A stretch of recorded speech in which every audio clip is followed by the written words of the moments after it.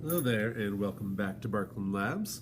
I want to talk about how we can make an alloy of brass today from our zinc-plated pennies. So, first off, you have here your zinc-plated penny. I hope nobody is calling it your silver penny.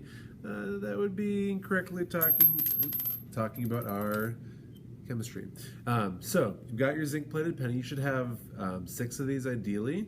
And so, you might have noticed that some of them overnight start to do this. If I put this really up close here, you can see that a little bit of that zinc has left the surface.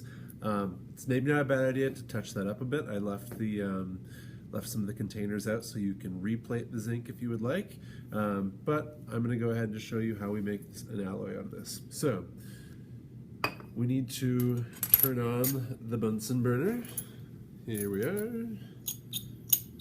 And there we go. The level of the flame doesn't actually matter too much because you're not putting it in the flame, you are just putting it near the flame. So I'm going to turn it down a little bit from here. Maybe about yay high.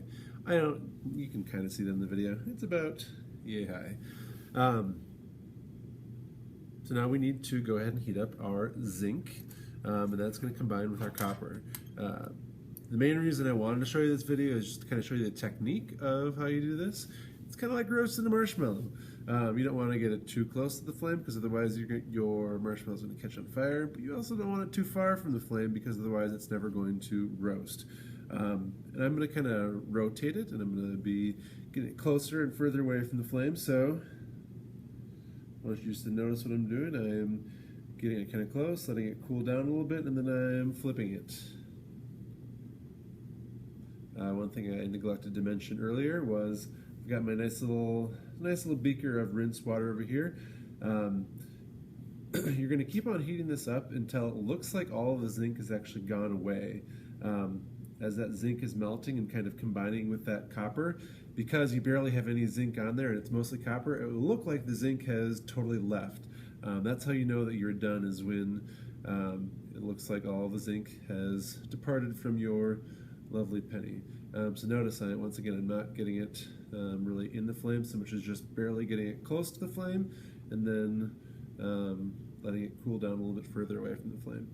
We're looking pretty good. I'm going to put this up to the video so you can take a quick look at it. That's what it should look like. You might notice it's a little bit brassy, a little bit gold looking, but you actually won't notice that color really well until after you quench it. That's when you put some really hot metal into the water. Here we go. Okay, very nice. And there is our brass penny.